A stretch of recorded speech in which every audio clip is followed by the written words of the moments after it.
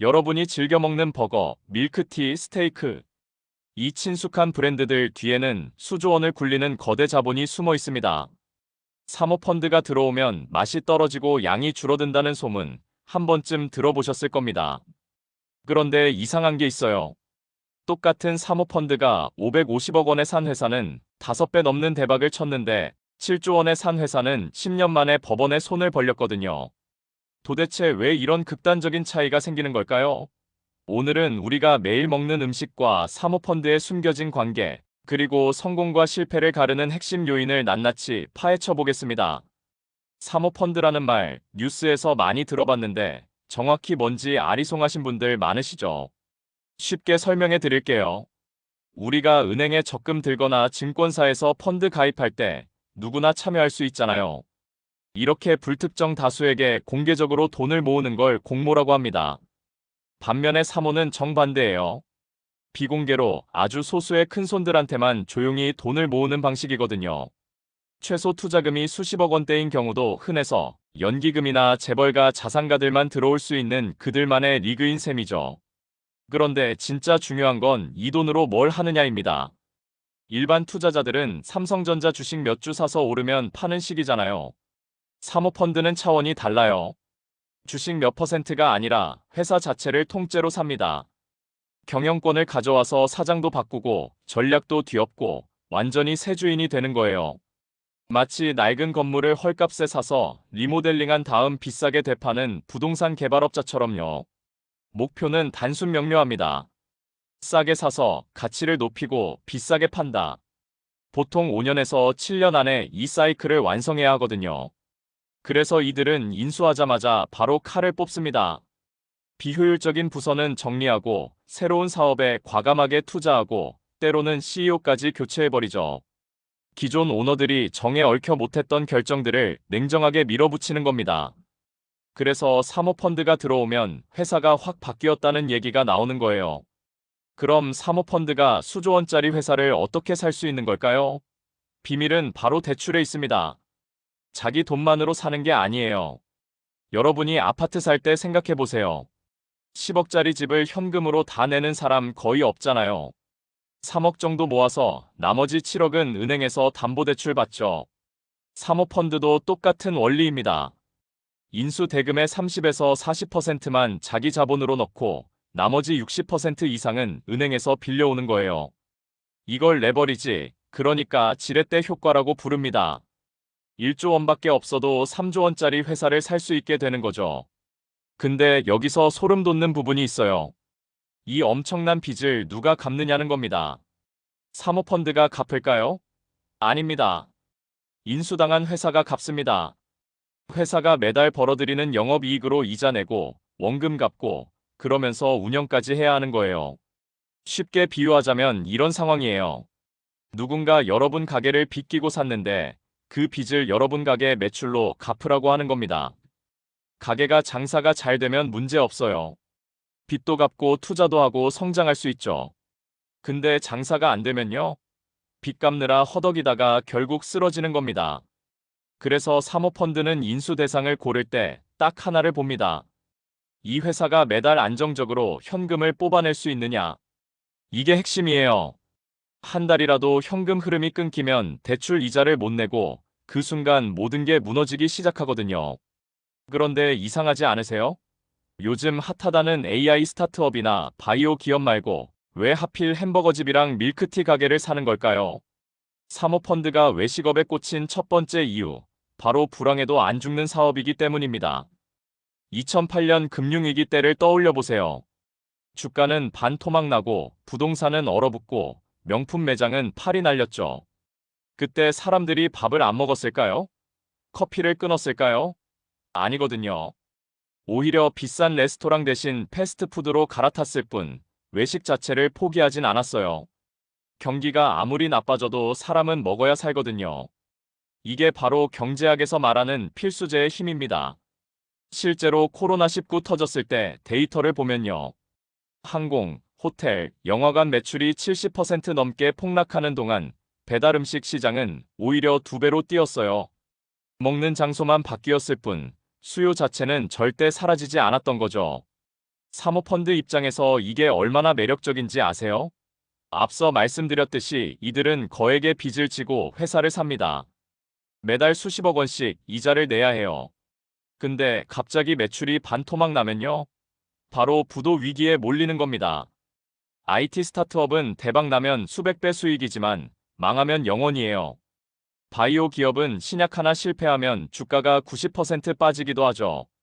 이런 롤러코스터를 빚 갚으면서 탈 수는 없잖아요. 반면 외식업은 어떨까요? 오늘 손님이 100명이면 내일도 비슷하게 옵니다. 매일매일 현금이 꼬박꼬박 들어와요. 이 예측 가능한 안정성, 이게 사모펀드가 치킨집과 커피숍에 수천억을 베팅하는 진짜 이유입니다. 외식업이 매력적인 두 번째 이유가 있어요. 바로 프랜차이즈라는 마법의 구조입니다. 여러분 동네에 있는 버거킹이나 공차, 그 매장 주인이 누군지 아세요? 대부분 본사 직원이 아니에요. 가맹점주, 그러니까 개인 사업자분들이 자기 돈 들여서 운영하는 겁니다. 이게 본사 입장에서 얼마나 꿀인지 계산해 볼게요. 매장 하나 열려면 보통 2억에서 3억 원이 들어가요. 인테리어, 주방 설비, 보증금까지. 근데 이 비용을 본사가 낼까요? 아니죠. 가맹점주가 냅니다. 매달 나가는 인건비, 재료비, 임대료도 전부 가맹점주 부담이에요. 본사는 그냥 앉아서 매출의 5% 정도를 로열티로 받아갑니다. 장사가 안 돼서 망해도 본사는 타격이 없어요. 리스크는 가맹점주가 지고 수익은 본사가 챙기는 거죠. 그리고 결정적인 장점이 하나 더 있습니다. 바로 속도예요. 사모펀드는 시간과의 싸움을 합니다. 투자자들한테 약속한 기한이 보통 7년이거든요. 그 안에 회사 가치를 확 끌어올려서 비싸게 팔아야 해요. 근데 반도체 공장을 새로 짓는다고 생각해 보세요. 부지 확보하고 설계하고 건설하고 장비 들여오고 최소 3년에서 5년은 걸립니다. 성과가 나오려면 10년도 봐야 해요. 외식업은 완전히 다릅니다. 신메뉴 출시요? 한 달이면 됩니다. 배달 서비스 도입이요? 앱 계약하고 포장 용기 바꾸면 끝이에요. 매장 100개를 200개로 늘리는 것도 가맹점 모집 공고 내고 2년이면 가능하거든요. 이렇게 빠르게 숫자로 보여줄 수 있는 성과, 이게 사모펀드가 원하는 겁니다. 매장 수 2배, 매출 3배. 이런 깔끔한 성적표를 들고 다음 매수자한테 가는 거죠. 이론은 충분히 들었으니 이제 실제 사례를 볼까요? 첫 번째 주인공은 공차입니다. 요즘 거리 어디서나 보이는 그 밀크티 브랜드요. 근데 이 공차가 원래 어디 회사인지 아세요? 대만이에요. 2012년에 한국에 처음 들어왔을 때는 그냥 이름 없는 작은 체인이었거든요. 매장도 몇 개 없었고 아는 사람만 아는 브랜드였죠. 그런데 2014년 국내 한 사모펀드가 이 작은 밀크티 가게에 눈독을 들입니다. 당시만 해도 주변에서 다들 뭐라고 했겠어요. 밀크티가 뭐라고, 커피도 아니고. 근데 이 펀드는 뭔가를 봤던 거예요. 인수하고 나서 한국 시장을 열심히 키웠는데 금방 한계에 부딪혔습니다. 아무리 매장을 늘려도 한국은 5천만 명 시장이잖아요. 더 큰 그림이 필요했죠. 여기서 이 펀드가 미친 짓을 합니다. 2017년 대만에 있는 공차 본사를 역으로 인수해버린 거예요. 원래 을이었던 한국 법인이 갑인 대만 본사를 먹어버린 겁니다. 역대급 역발상이었죠. 이게 왜 중요하냐면요. 본사를 가져오면 전 세계 사업권이 다 딸려옵니다. 메뉴 개발도 우리 맘대로, 마케팅도 우리 맘대로, 글로벌 진출도 우리가 주도하는 거예요. 결과는 어땠을까요? 인수 전 270억 원이던 매출이 2천억 원대로 뛰었습니다. 매장 수는 10배 가까이 늘었고요. 한국에서 성공한 레시피를 미국, 유럽, 동남아에 그대로 복사했거든요. 그리고 2019년 미국 대형 사모펀드에 3,500억 원의 회사를 넘깁니다. 처음 투자금 대비 5배가 넘는 수익이었어요. 550억 원 베팅해서 수천억을 번 겁니다. 작은 밀크티 가게 하나가 글로벌 브랜드가 되기까지 딱 5년 걸렸습니다. 두 번째 성공 사례, 버거킹 이야기를 해볼게요. 지금이야 버거킹이 맥도날드랑 어깨를 나란히 하지만 불과 10년 전만 해도 완전히 다른 상황이었거든요. 버거킹이 한국에 들어온 게 1984년이에요. 롯데리아보다도 늦었죠. 그리고 누가 운영했냐면요. 두산그룹이었습니다. 맥주랑 건설로 유명한 그 두산이요. 근데 문제가 있었어요. 두산은 버거킹을 30년 동안 운영하면서 매장을 딱 130개밖에 못 늘렸습니다. 같은 기간 맥도날드가 400개 넘게 깔았거든요. 왜 이랬을까요? 두산 입장에서 버거킹은 핵심 사업이 아니었어요. 건설이랑 중공업이 본업인데 햄버거에 신경 쓸 여력이 없었던 거죠. 그냥 있으니까 굴러가게만 둔 겁니다. 결과는 만년 적자였어요. 2012년 두산이 결국 손을 들었습니다. 사모펀드한테 버거킹을 넘긴 거예요. 그리고 여기서부터 버거킹의 인생 역전이 시작됩니다. 새 주인이 된 사모펀드가 제일 먼저 한 일이 뭔지 아세요? 전문 경영인 영입이었어요. 외식업계에서 잔뼈가 굵은 베테랑을 데려와서 전권을 줬습니다. 오너 눈치 보느라 못했던 과감한 결정들이 쏟아지기 시작했죠. 가맹점 확대에 풀 엑셀을 밟았어요. 배달 서비스도 업계 최초로 도입했고요. 1,000원대 할인 행사를 상시로 돌렸습니다. 처음엔 미쳤다는 소리도 들었어요. 근데 결과는요? 만년 적자 회사가 100억 원대 흑자로 돌아섰습니다. 이 성과를 들고 홍콩계 사모펀드한테 2배 가격에 회사를 넘겼고요. 새 주인도 같은 전략을 이어갔어요. 매장은 계속 늘었고 2021년에는 드디어 맥도날드 매장 수를 추월해버립니다. 한국 진출 37년 만에 1등이 된 거예요. 30년간 130개에서 10년 만에 400개 돌파. 사모펀드가 만든 기적이었습니다. 세 번째 성공 사례는 아웃백입니다. 2000년대 초반을 기억하시는 분들은 아실 거예요. 그때 아웃백 가는 건 특별한 날의 이벤트였거든요. 생일, 기념일, 시험 끝난 날. 가족들이랑 옹기종기 앉아서 스테이크 썰던 그 시절이요. 패밀리 레스토랑의 전성기였죠. 베니건스, TGIF, 시즐러. 이런 브랜드들이 전국 번화가를 점령했었습니다. 근데 2010년대 들어서 분위기가 완전히 바뀌었어요. 혼밥 문화가 뜨기 시작한 거죠. 혼자 밥 먹는 게 더 이상 이상한 일이 아니게 됐어요. 넓은 테이블에 4인 가족이 앉아야 하는 패밀리 레스토랑은 어색해졌습니다. 거기다 배달 앱이 폭발적으로 성장하면서 굳이 외출할 이유가 사라졌어요. 베니건스는 결국 한국에서 철수했고 다른 브랜드들도 줄줄이 매장을 닫았습니다. 아웃백도 예외가 아니었어요. 한때 110개였던 매장이 80개 아래로 쪼그라들었거든요. 2016년 모두가 패밀리 레스토랑은 끝났다고 할 때 국내 한 사모펀드가 아웃백을 집어듭니다. 가격은 550억 원. 솔직히 헐값이었어요. 그만큼 아무도 안 쳐다보는 애물단지였다는 뜻이죠. 근데 이 펀드는 남들과 다르게 봤어요. 스테이크를 왜 매장에서만 먹어야 하냐는 거였죠. 2017년 업계 최초로 스테이크 배달을 시작합니다. 처음엔 다들 비웃었어요. 스테이크가 식으면 어떡하냐고요. 근데 막상 해보니까 대박이었습니다. 특수 포장재 개발하고 배달 전용 메뉴 만들고 심지어 배달만 하는 매장까지 열었거든요. 그러다 2020년 코로나가 터졌어요. 모든 레스토랑이 울상인데 아웃백만 웃었습니다. 배달 시스템이 이미 깔려 있었거든요. 영업이익이 10배 가까이 뛰었고 2021년 BHC 그룹에 3천억 원에 팔립니다. 550억이 3천억이 된 거예요. 5년 만에 5배 넘는 수익이었습니다. 여기까지 들으면 사모펀드가 마법의 손처럼 느껴지시죠? 근데 세상에 백전백승은 없습니다. 이제부터는 뼈아픈 실패 이야기를 해볼게요. 주인공은 홈플러스입니다. 여러분 집 근처에도 하나쯤 있을 그 대형마트요. 2015년으로 돌아가 볼게요.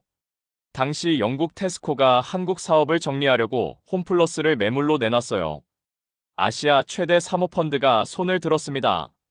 인수 가격이 얼마였는지 아세요? 7조 2천억 원. 한국 기업 인수 역사상 최대 금액이었어요. 공차 550억, 아웃백 550억이랑 비교하면 상상도 안 되는 규모죠. 근데 이 어마어마한 돈을 전부 자기 돈으로 냈을까요? 당연히 아니에요. 상당 부분이 대출이었습니다. 문제는 여기서 시작됐어요. 빚을 갚으려면 현금이 필요하잖아요. 그래서 이 펀드가 선택한 방법이 뭐냐면요. 홈플러스가 가진 점포 건물들을 팔아버린 겁니다. 그리고 그 건물을 다시 임대해서 쓰는 거예요. 세일 앤 리스백이라고 하는 기법인데 쉽게 말해 내 집 팔고 월세살이 시작한 거죠. 당장 현금은 생기지만 매달 수백억 원씩 임대료가 나가기 시작했어요. 설상가상으로 시장 상황이 완전히 뒤집혔습니다.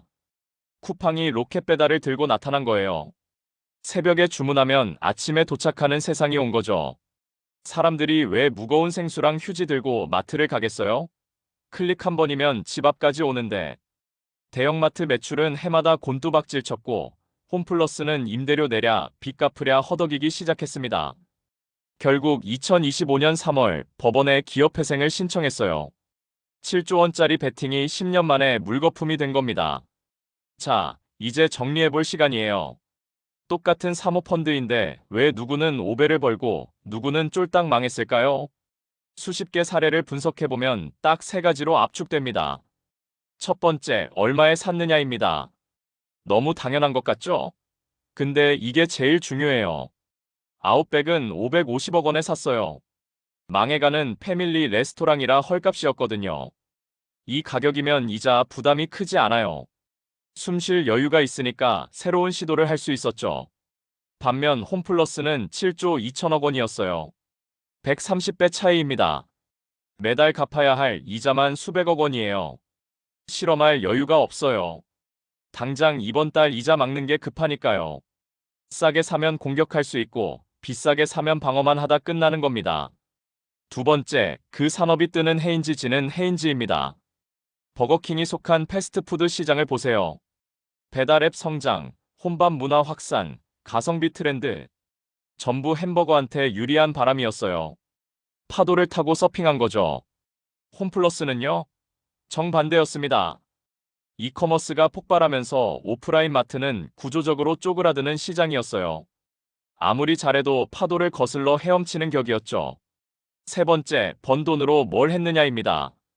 공차랑 버거킹은 매장을 늘리고 메뉴를 개발하고 배달 시스템에 투자했어요. 돈을 써서 더 큰 돈을 벌 구조를 만든 거죠. 홈플러스는요? 건물 팔아서 빚 갚았어요. 미래에 투자한 게 아니라 과거의 빚을 메운 겁니다. 똑같이 1억을 벌어도 한쪽은 성장판에 쓰고 한쪽은 병원비로 쓴 거예요. 5년 뒤 결과가 같을 수 없죠. 결국 싸게 사서 뜨는 시장에서 공격적으로 투자하면 성공하고요. 비싸게 사서 지는 시장에서 방어적으로 운영하면 실패합니다. 단순하지만 이게 진리예요. 자, 여기까지 듣고 나면 궁금하실 거예요. 그래서 사모펀드가 좋은 거야, 나쁜 거야? 솔직히 말씀드릴게요. 둘 다예요. 동전의 양면 같은 존재거든요. 비판부터 들어볼까요? 사모펀드가 들어오면 음식 맛이 변한다는 말, 근거 없는 소문이 아니에요. 실제로 원가 절감 압박이 들어가거든요. 5년 안에 회사 가치를 올려야 하니까 당장 비용 줄이기에 집착하는 경우가 있어요. 소스 레시피 바꾸고 고기 등급 낮추고 직원 수 줄이고요. 단기 실적은 좋아지지만 장기적으로 브랜드가 망가지는 거죠. 홈플러스 사태에서 봤듯이 수천 명 직원들의 일자리가 흔들리고 협력업체 대금이 밀리는 사회적 문제도 터집니다. 근데 반대로 생각해보세요. 아웃백이 사모펀드 없이 혼자서 배달 사업을 시작했을까요? 버거킹이 두산 밑에서 맥도날드를 이겼을까요? 기존 오너들은 하던 대로 하려는 관성이 강해요. 괜히 건드렸다가 망하면 어쩌나 하는 두려움도 있고요. 사모펀드는 달라요. 어차피 남의 회사니까 과감하게 뒤집습니다. 안 되는 사업 정리하고 새 분야에 베팅하고 CEO도 갈아치우죠. 이 냉정함이 죽어가던 기업을 살리기도 하는 거예요. 요즘 재밌는 흐름이 있어요. K-팝, K-드라마에 이어서 K-푸드가 뜨고 있거든요. 해외에서 한국 치킨, 한국 분식, 한국 카페에 열광하기 시작했어요. 사모펀드들이 이걸 놓칠 리가 없죠. 국내에서 검증된 브랜드를 사서 해외로 쫙 깔고 가치를 올려서 글로벌 기업에 파는 전략이 유행이에요. 지금 이 순간에도 여러분이 아는 치킨집, 카페, 분식집 뒤에는 사모펀드가 있을 확률이 높습니다. 그리고 이 흐름은 앞으로 더 빨라질 거예요. 좋든 싫든 이게 현실입니다. 그래서 우리는 어떻게 해야 할까요? 사모펀드가 들어왔다고 무조건 욕하거나 반대로 무조건 기대할 필요 없어요. 중요한 건 결과입니다. 맛이 변했는지, 서비스가 나빠졌는지, 가격 대비 가치가 있는지, 이걸 냉정하게 판단하면 돼요. 우리가 지갑을 열지 말지 결정하는 순간, 그게 바로 기업의 방향을 바꾸는 투표거든요. 브랜드 주인이 누구든 상관없어요. 결국 진짜 주인은 돈 내는 소비자, 바로 여러분입니다.